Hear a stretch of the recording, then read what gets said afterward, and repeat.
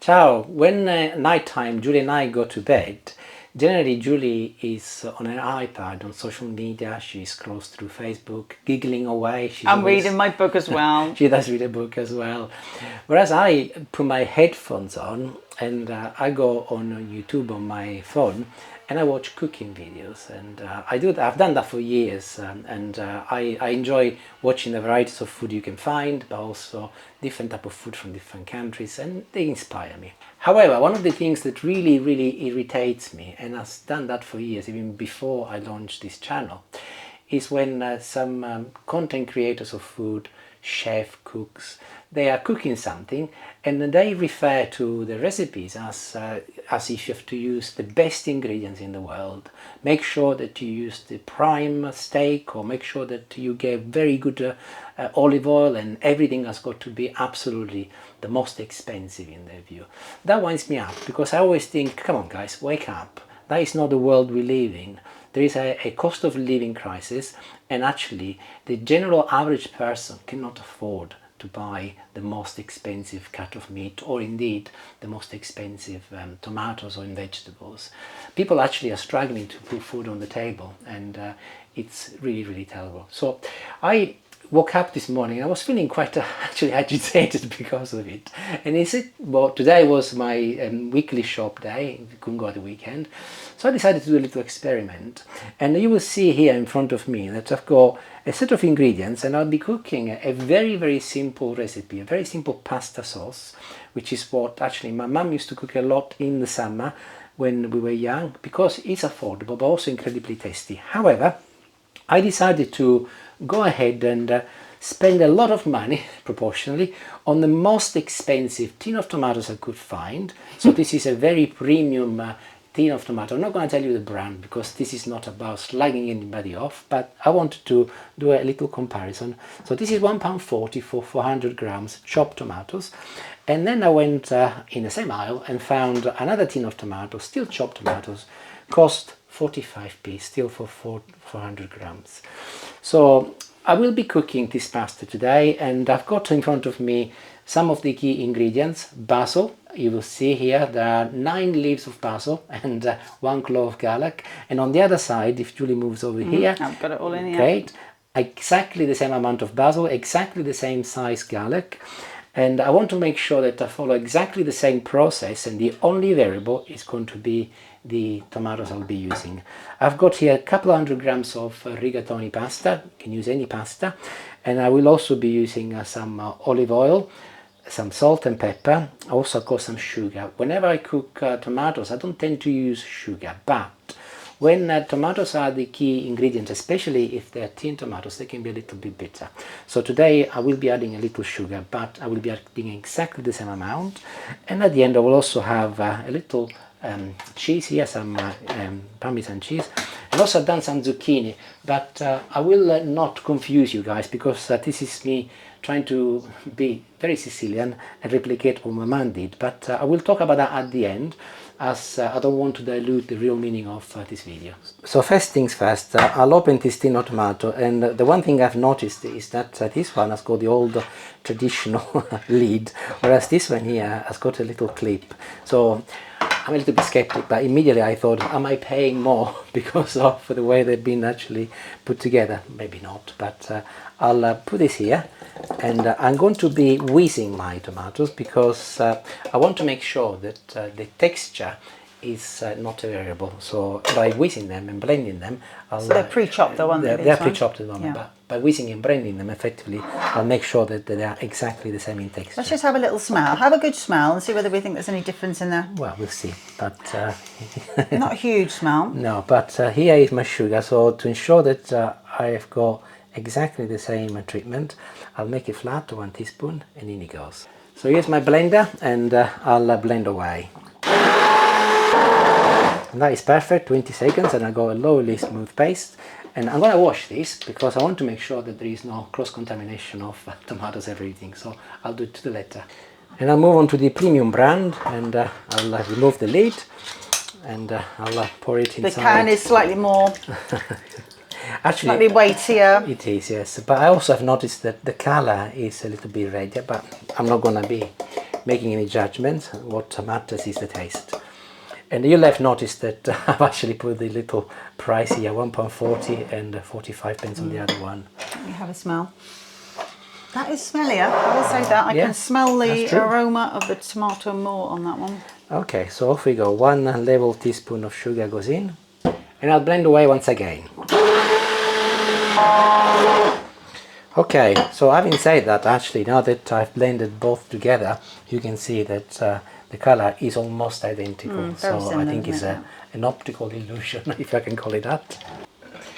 And I'm ready to move on and cook the sauce next. So again, I've got a little olive oil here, and I'm going to be using this brand new saucepan for the premium brand, and this older saucepan, which actually, look, I fixed.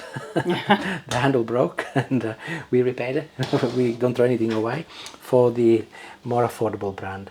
But what I'll do, which is unlike me generally, but I will, for this exercise, I will be measuring the olive oil also. So I will put 1 full teaspoon in here, and I'll move over here, and I'll do exactly the same over here. So everybody's been treated exactly the same.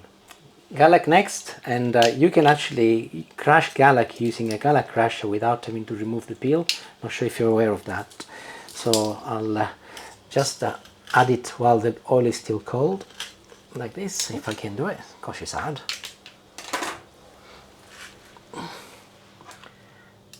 There it is. Because you're pushing it through the skin. Let's remove any of the remaining garlic. God, I'm making a mess today.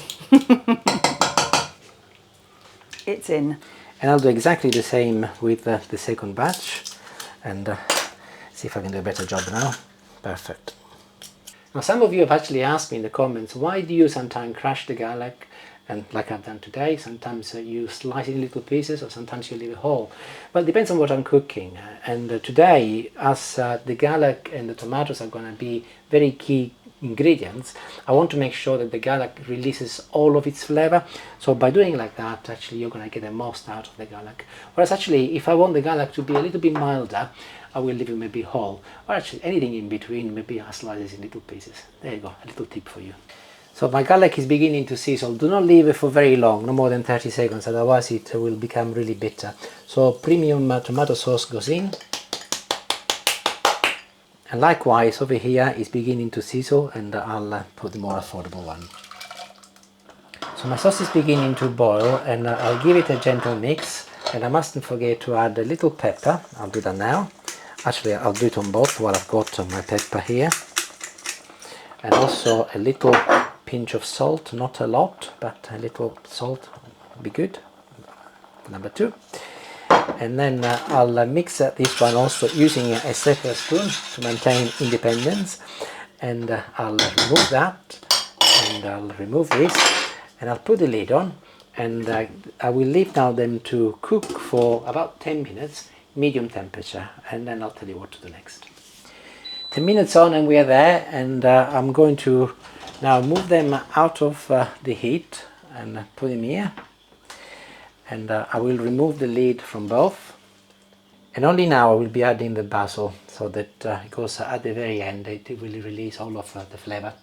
And also one last ingredient is going to be more olive oil, but I will measure it once again. So 1 teaspoon goes in here, and I'll leave this here. New spoon, and another teaspoon. I'll pour it here, and I will put it over here. I'll mix it together, and I'll do the same here. Look, Julie, 2 hands. Down big extras. Okay, and I'll place the lid back on, and I will not touch them until the pasta is ready. In the meantime, the oil and the basil will release lots of flavor and will make the sauce incredibly delicious. Talking of which, pasta is next. I've just boiled the kettle. Little tip, if you got a pasta drainer like mine and it fits inside your pot, put it in, and then that will be considerably easier when you drain your pasta. Anyway, I'll just pour my hot water in, so that will take no time to start boiling. And while I wait, I'll add a little salt to the water. It's always good practice to salt the water, by the way. I've seen some videos, by the way, where some people put pasta in cold water and then wait until it starts boiling. Don't do that, please, don't do that. I'll come and get you if you did that. Just wait until your water starts boiling and then add your pasta. You'll have to read the instructions of whatever pasta you're cooking. As I said, I'm cooking rigatoni today, but I could have very well cooked spaghetti or linguine or farfalle, anything. But this will take about 8 minutes to cook. And my pasta is cooked, so time to see what we can compare. So I'll serve a couple of portions and I will add the sauce in a moment. And here is the second plate. So this one is tagged at £1.40, so this sauce will go here, and I'll just go along and I'll pick some and put it on top. I'll do 4 spoons. So I'll put this on one side, get to my other saucepan. 45p this one. I've washed the spoon already, so there you go. And off we go. 1, 2, 3 and 4.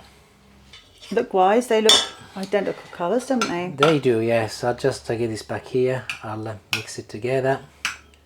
I'll mix this together. And now Julie is going to join me, and we will see if we both can have a taste.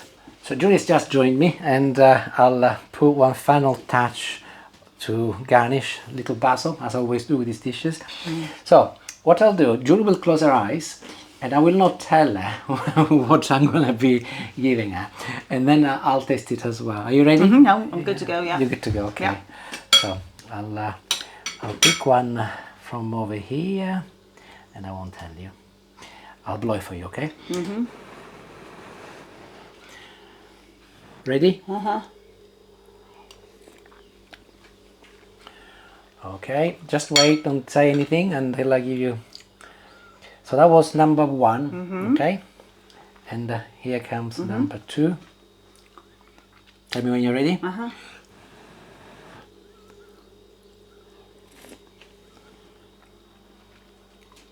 Okay. I'll wait until you finished.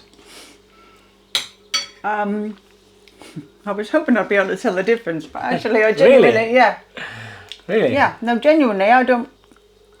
Oh, No, interesting. no. Can I They're tell both you? a very simple pan, which is this is a traditional Sicilian thing, isn't it? Your mum, is, yes. although she used to make all her own potato, used to make her own tomatoes. Okay. For number 1 was the expensive batch, or the premium Really? batch. Number 2 was No, the genuinely, more affordable one. So let me just with see. such a simple sauce, Let me just see. I thought you might be able to tell. Delicious. That is the Yeah. 45p one. And let's try the premium one.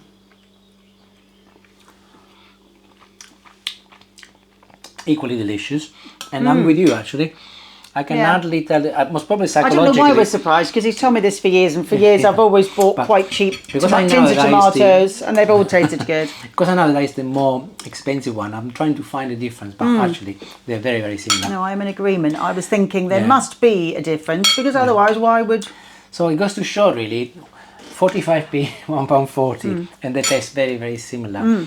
You will have seen that in my channel often I cook and I will refer to ingredients that I've got which are a little bit monkey looking, or sometimes I'll say this carrot has had better days.